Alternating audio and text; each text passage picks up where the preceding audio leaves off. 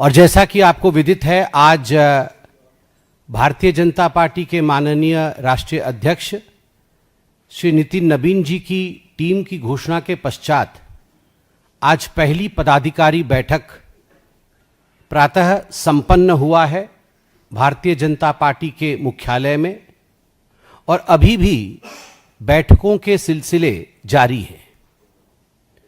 और यह जो पहला पदाधिकारी बैठक माननीय नितिन नबीन जी का हुआ है, उसमें पहला रिजोल्यूशन, पहला प्रस्ताव भारत के गौरव, भारत के सम्मान और जिन लोगों ने, जिन हुतात्माओं ने अपना बलिदान दिया है भारत की स्वतंत्रता के लिए, वैसे महामंत्र वंदे मातरम के सम्मान में यह प्रस्ताव जारी हुआ है।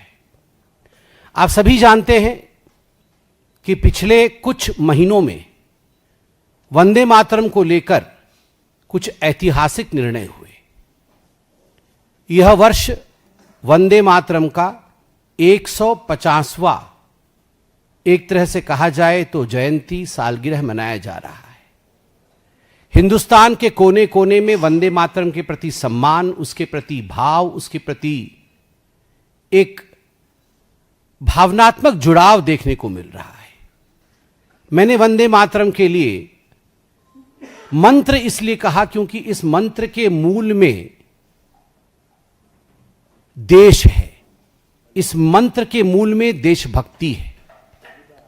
पहली बार भारत के इतिहास में, मैं धन्यवाद देना चाहूंगा एनडीए की सरकार को, मैं धन्यवाद देना चाहूंगा माननीय नरेंद्र मोदी जी को, जो एनडीए की सरकार का अगुवाई कर रहे हैं। पहली बार भारत के इतिहास में 15 अगस्त 2026 को संपूर्ण वंदे मातरम का 6 स्टैंजास जिसमें हैं, 6 पद जिसमें हैं, संपूर्ण वंदे मातरम का पठन, उसका गायन लाल किले के परिसर में हुआ। यह एक नया इतिहास बना।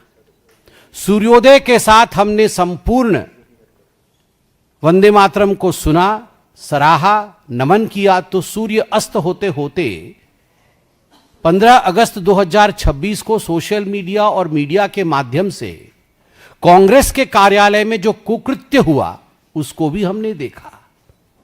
हमने देखा कि किस प्रकार से जब कांग्रेस की पूर्व अध्यक्षा आदरणीय सोनिया गांधी जी, कांग्रेस के पूर्व अध्यक्ष आदरणीय श्री राहुल गांधी जी, उनकी मौजूदगी में जब तिरंगा लहराया जा रहा था, फहराया जा रहा था, उस समय जब वंदे मातरम शुरू हुआ, आरंभ हुआ, तो सोनिया जी ने इशारों में 2 छंदों के बाद, 2 पदों के बाद, 2 स्टैंजास के बाद स्टॉप स्टॉप कहते हुए उन्हें देखा गया।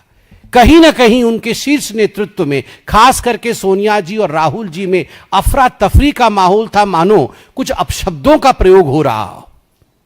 जिस प्रकार का भगदड़ मचा और जिस प्रकार के रिएक्शन पूरे देश में आए, तो कहीं ना कहीं कांग्रेस डैमेज कंट्रोल मोड में आई और सबने कहा कि सोनिया जी स्टॉप नहीं कह रही थी, सोनिया जी मल्लिकार्जुन खड़गे जी के लिए कुर्सी मंगा रही थी।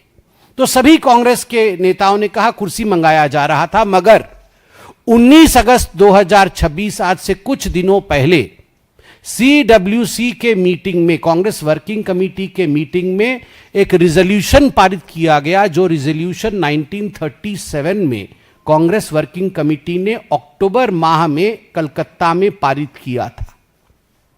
और वो रिजोल्यूशन था कि हम 6 छंदों के वंदे मातरम को नहीं मानेंगे, हम वंदे मातरम का विभाजन करेंगे, वंदे मातरम को काट छांट करके केवल 2 ही स्टैंजा, 2 ही पद वंदे मातरम का गाएंगे। हम सब जानते हैं 1937 में यह निर्णय क्यों लिया गया था। वंदे मातरम 1875 नवंबर 7 तारीख को लिखा गया था ऋषि बंकिम जी द्वारा, और वह दिन था अक्षय तृतीया का दिन। अक्षय तृतीया मतलब जो क्षय नहीं हो। यह एक ऐसा बीज मंत्र है देशभक्ति के लिए, राष्ट्रभक्ति के लिए, जिसके लिए करोड़ों लोगों ने बिना सोचे, बिना जाने, केवल वंदे मातरम बोलते हुए उन्होंने अपने जीवन को न्योछावर किया है भारत मां के ऊपर। 7 नवंबर 1875, जब उसका 100 साल की पूर्ति होती है, 1975 में देश में आपातकाल की परिस्थिति रहती है। उस समय इमरजेंसी चल रहा होता है कांग्रेस के नेतृत्व वाली सरकार में। हम 100 साल मना नहीं पा रहे हैं। 150वां साल मनाया जाता है, सदन के अंदर चर्चा की जाती है।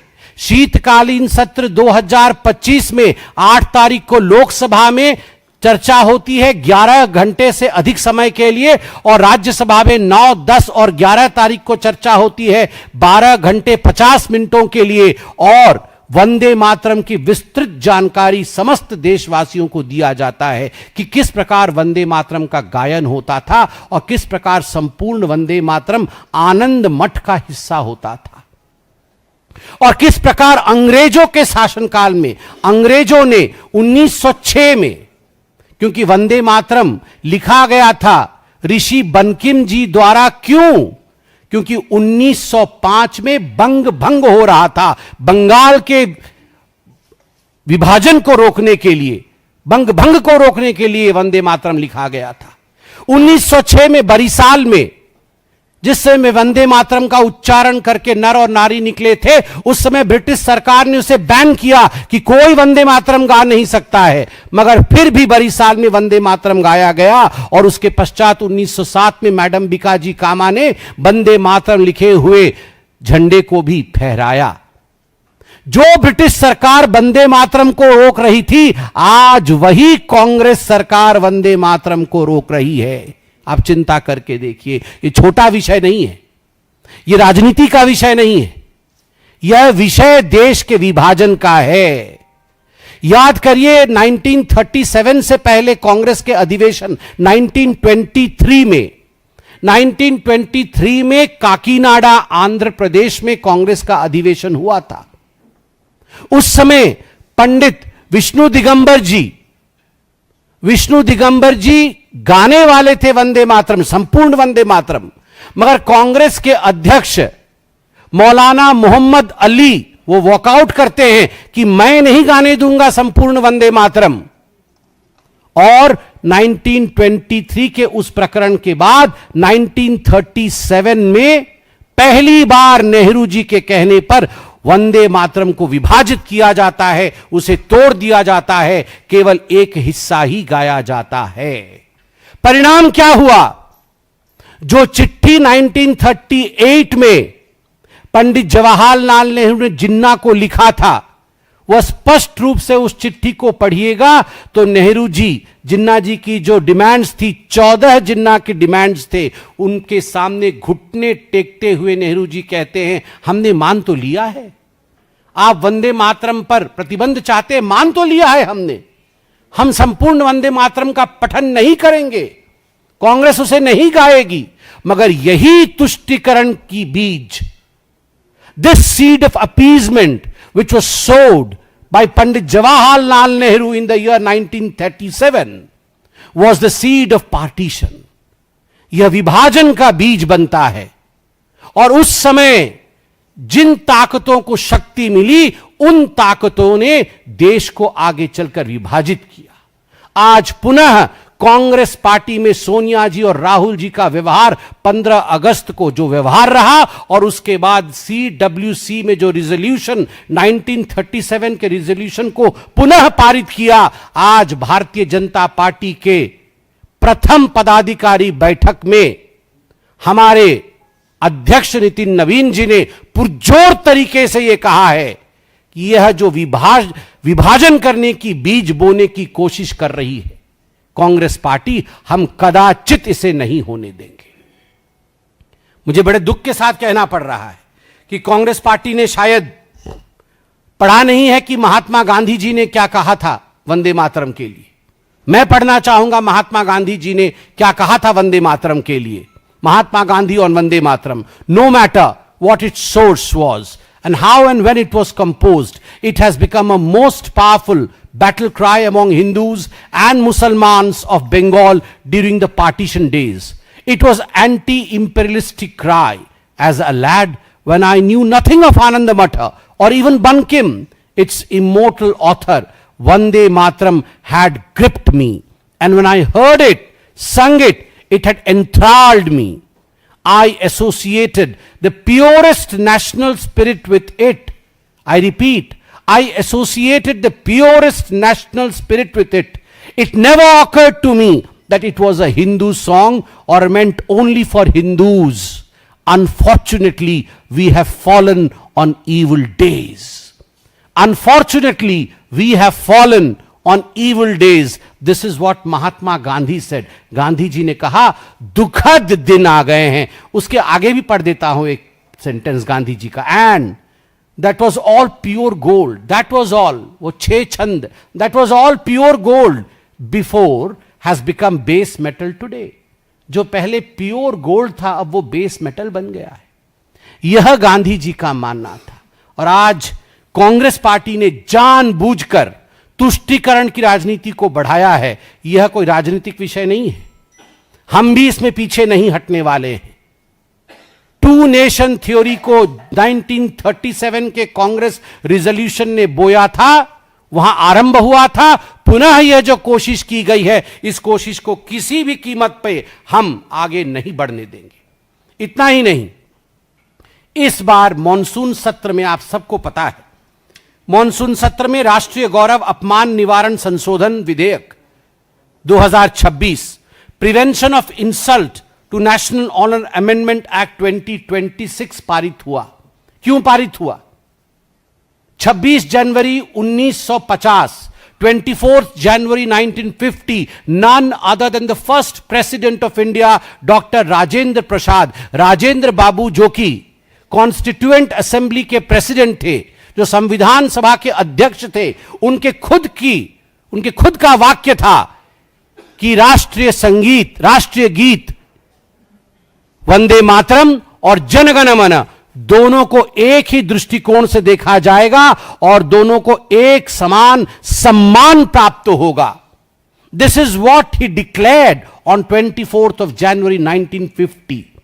कॉन्स्टिट्यूएंट असेंबली के अध्यक्ष. और उसके पश्चात धन्यवाद दूंगा प्रधानमंत्री नरेंद्र मोदी जी को और तमाम सांसदों को, जिन्होंने खड़े होकर एक मत होकर कहा कि हम उसी विषय को आगे बढ़ाते हैं और नेशनल ऑनर को इंसल्ट नहीं होने देंगे. जनगण मन के बराबर हम वंदे मातरम को खड़ा करेंगे. हां, किसी को बाध्य नहीं करेंगे, मगर जो बाधित करता है वंदे मातरम को आगे बढ़ने से, वंदे मातरम को गाने से, वह दंडित होगा. आप चिंता करिए किस प्रकार से बाधित करने की कोशिश की गई वंदे मातरम को, वह भी कांग्रेस के मुख्यालय में. आप मुझे यह बताइए, आज देश से मैं पूछता हूं, पार्लियामेंट बड़ा है या सीडब्ल्यूसी बड़ी है? किसके आधार पर देश चलेगा? पार्लियामेंट में जो निर्णय होंगे उसके आधार पर देश चलेगा, या फिर सीडब्ल्यूसी की कमिटी में जो निर्णय लिए जाएंगे, जो रिजोल्यूशन लिए जाएंगे, उसके आधार पर देश चलेगा? जब पार्लियामेंट में नियम बनते हैं, जब पार्लियामेंट में कानून पारित होते हैं, उस समय कांग्रेस पार्टी के लोग सीढ़ी में बैठे रहते हैं पार्लियामेंट में, वहां वेश बदल के आते हैं, वहां अपमानित करते हैं दूसरों को. कोई साधु बन के आता है, कोई साधुओं को पीटता है, वहां अपमान किया जाता है. जिस समय कानून पारित हो रहा होता है, आप कानून के विषय में कोई संबंध नहीं रखते हैं, वहां अंदर मौजूद नहीं रहते हैं, और सीडब्ल्यूसी में आप नया कानून बनाने की कोशिश कर रहे हैं. खबरदार, खबरदार, वंदे मातरम के साथ कोई खिलवाड़ नहीं होगी. हां, हम जानते हैं इसी राहुल गांधी जी ने अपने एक बंद बैठक में, जिसको मीडिया के बंधुओं ने उजागर किया था, यह ऐलान किया था, हां हम मुसलमानों की पार्टी है. उन्होंने कहा था हां हम मुसलमानों की पार्टी है, मगर उसका अर्थ यह नहीं है कि देश को आप इस प्रकार वंदे मातरम के माध्यम से विभाजित करने की कोशिश करेंगे. और वंदे मातरम, जैसे गांधी जी ने कहा, यह देश का गान है, यह मंत्र राष्ट्र का है, यह हिंदू और मुसलमानों के बीच में विभाजन का तरीका नहीं है. मैं आपको याद दिलाना चाहूंगा पंडित ओमकारनाथ ठाकुर का. पंडित ओमकारनाथ ठाकुर, जो हमेशा कांग्रेस के अधिवेशन में वंदे मातरम संपूर्ण रूप से गाया करते थे, 1938 पे हरिपुरा अधिवेशन में इन्होंने इनकार कर दिया कि मैं नहीं गाऊंगा, क्योंकि आप संपूर्ण वंदे मातरम का पठन अलाउ नहीं कर रहे हैं. नेहरू जी के सामने मना कर दिया. और 15 अगस्त 1947 जब देश आजाद हुआ तो वल्लभ भाई पटेल जी ने पंडित ओमकार नाथ ठाकुर, जो उस समय चेन्नई में होटल वुडलैंड में मौजूद थे, उन्हें फोन किया और उन्होंने वल्लभ भाई पटेल जी ने कहा कि आप वंदे मातरम गाइए ऑल इंडिया रेडियो में 6:30 बजे। उन्होंने कहा एक ही शर्त में गाऊंगा, अगर पूरा वंदे मातरम गाने का मुझे अनुमति मिलेगा। पूरा वंदे मातरम उन्होंने ऑल इंडिया रेडियो में 15 अगस्त 1947 को गाया। कांग्रेस के अंदर भी इसको लेकर मत विभाजन है। सी राजगोपालाचारी जी ने भी बड़े स्पष्ट शब्दों में कहा है, आज हमारे रिजोल्यूशन में वो अंकित है कि इस प्रकार से अगर जिन्ना की हर बात को मान ली जाएगी, इस प्रकार से अगर अपीजमेंट की हर बात को, तुष्टिकरण की हर बात को मान ली जाएगी और घुटने टेक दिए जाएंगे, तो वह दिन दूर नहीं जब देश सही दिशा में नहीं बढ़ेगा। और आज भी, आज इस प्रस्ताव में, आज इस रिजोल्यूशन में भारतीय जनता पार्टी के पदाधिकारी की बैठक में, पहली पदाधिकारी की बैठक में माननीय राष्ट्रीय अध्यक्ष जी ने निर्देश दिए हैं कि भारतीय जनता पार्टी का प्रत्येक कार्यकर्ता देश के प्रत्येक गली नुक्कड़ कोने में जाकर वंदे मातरम का यशोगान करेगा। वंदे मातरम के विषय में लोगों को हम बताएंगे। वंदे मातरम को लेकर जिस प्रकार की कुलछित राजनीति कांग्रेस पार्टी कर रही है, उसको लेकर हम आंदोलन खड़ा करेंगे। जिस प्रकार महात्मा गांधी जी ने वंदे मातरम को एक एंटी इंपेरियलिस्टिक क्राई कहा था, उस विषय को हम जनता के सामने रखेंगे और जनता को दिखाएंगे कि आखिरकार ये जो कहावत है कि अगर सियार भी कभी बाघ या सिंह का चमड़ा धारण करके अपने आप को सिंह दिखाने की कोशिश करता है, एक ना एक दिन दैट स्किन फॉल्स अपार्ट, एक ना एक दिन उसके अंदर की असलियत सामने आ ही जाती है। राष्ट्रभक्ति का लबादा ओढ़ करके कांग्रेस पार्टी आखिर अपने आप को कब तक छुपाए रखेगी? आज राष्ट्रभक्ति का लबादा पूर्णतः कांग्रेस पार्टी के ऊपर से गिर चुका है और उसके अंदर की तुष्टीकरण की राजनीति आज पूरा देश देख रहा है, मगर भारतीय जनता पार्टी यह होने नहीं देगी। बहुत बहुत धन्यवाद। बाकी सारे विषयों पर, यह क्योंकि पहला रिजोल्यूशन था, इस विषय पर अभी प्रेस कॉन्फ्रेंस हुआ है। सभी विषयों पर आपको समय समय पर सूचित किया जाएगा और आप भी जान पाएंगे। बहुत बहुत धन्यवाद।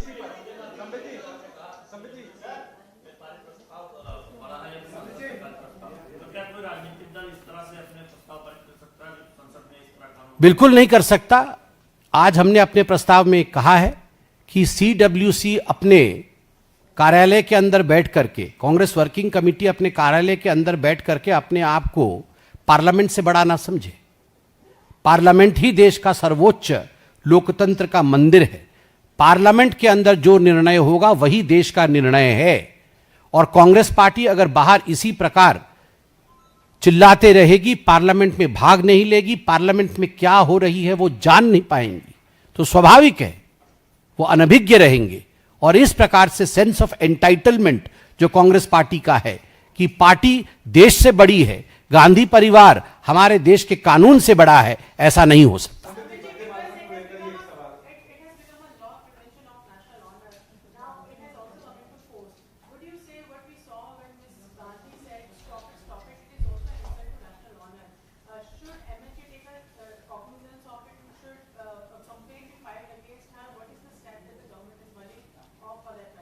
So I'm sure what we saw, Mrs. Sonia Gandhi ji, her reaction while Vande Mataram was being played in the headquarters of the Congress party on 15th of August 2026 was inappropriate.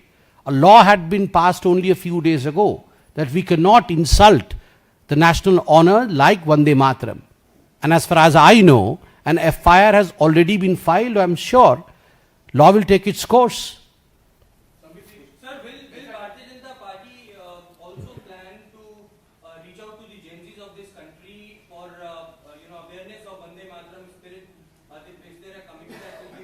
Vande Mataram को लेकर Bharatiya Janata party, जैसा कि हमारे प्रस्ताव में भी लिखा हुआ है, सभी के पास हर नुक्कड़, हर गली में जाएगी, पूरे देश में जाएगी। और प्रस्ताव में यह भी लिखा हुआ है कि विशेषकर युवा वर्ग के बीच भी वंदे मातरम के विषय को लेकर जाएगी। इसी को लेकर एक सवाल मेरा है कि 15 अगस्त को जो कांग्रेस दफ्तर में हुआ वंदे मातरम को लेकर आपने देखा, लेकिन अब ये कानून बनने के बाद पार्टी ने तो रेजोल्यूशन पास कर दिया, वो 2 पैरा से ज्यादा नहीं रहेंगे कोई भी कांग्रेसी कार्यकर्ता। तो आगे बीजेपी का क्या होगा, क्योंकि ये तो कानून का भी उल्लंघन होगा और इससे देश में अगर आप देश के कानून को नहीं मानते हैं तो एनआरकी जैसी स्थिति भी हो जाती है, देश की सबसे बड़ी अपोजिशन। देखिए, वंदे मातरम को लेकर किसी प्रकार के ऊहापोह की स्थिति देश में नहीं है, कोई द्वंद्व नहीं है। बहुत बड़ी स्पष्टता है। स्पष्टता क्या है? 150 वर्ष वंदे मातरम का पूर्ण हुआ। वंदे मातरम के इतिहास को लेकर पार्लियामेंट के दोनों हाउसेस में घंटों चर्चा हुई। देश ने उस चर्चा को सुना, उसे आत्मकृत किया, उसे अपने आत्मा में बसाया। उसके पश्चात एक कानून भी इस बार के मॉनसून सत्र में 29 और 30 तारीख को national honour prevention of insult amendment act 2026 यह भी पारित हुआ है। उसमें बहुत स्पष्ट लिखा हुआ है, किसी को बाध्य नहीं किया जा सकता है कि आप वंदे मातरम गाएं, किंतु कोई वंदे मातरम को बाधित नहीं कर सकता है। जब वंदे मातरम अपने पूर्ण स्वरूप में गाया जा रहा हो तो उसे कोई बाधित नहीं कर सकता है, कोई रोक नहीं सकता है। There can be no impediment to that, otherwise law will take its course. प्रावधान है, जेल के प्रावधान भी है, फाइन का प्रावधान भी है। स्वाभाविक रूप से कोई भी पॉलिटिकल पार्टी, ये पार्टी का मुद्दा नहीं है, ये देश का मुद्दा है। कोई परिवार, कोई पॉलिटिकल पार्टी, कोई भी इंडिविजुअल, कोई भी व्यक्ति यह ना सोचे कि वो देश के आईन, देश के कानून और देश के पार्लियामेंट में बनाए हुए कानून से बड़ा है। हम सब भारत के संविधान से बंधे हुए हैं। जो संविधान ने कहा है उसे सबको पालना पड़ेगा। कोई CWC भारत के कॉन्स्टिट्यूशन से बड़ा नहीं है। पॉकेट में संविधान की छोटी सी कॉपी, पता नहीं उसके अंदर वाकई संविधान है या नहीं है, क्या लिखा हुआ है वो मैंने नहीं देखा है, मगर संविधान की छोटी सी कॉपी पॉकेट में रखने से संविधान का सम्मान नहीं होता है। संविधान का सम्मान तभी होता है जब देश के संविधान के द्वारा बनाया हुआ कानून आप मानते हैं और बीच वंदे मातरम में आप घबराते नहीं हैं, बीच वंदे मातरम में आप गुस्साते नहीं हैं, बीच वंदे मातरम में आप मंच नहीं छोड़ते हैं और बीच वंदे मातरम में आप नहीं कहते हैं stop it, stop it, stop it. अब देश उन्हें कहेगी stop it, stop it, stop it. अगर कांग्रेस पार्टी इस पर राजनीति करेगी तो उन्हें रोकना पड़ेगा। धन्यवाद।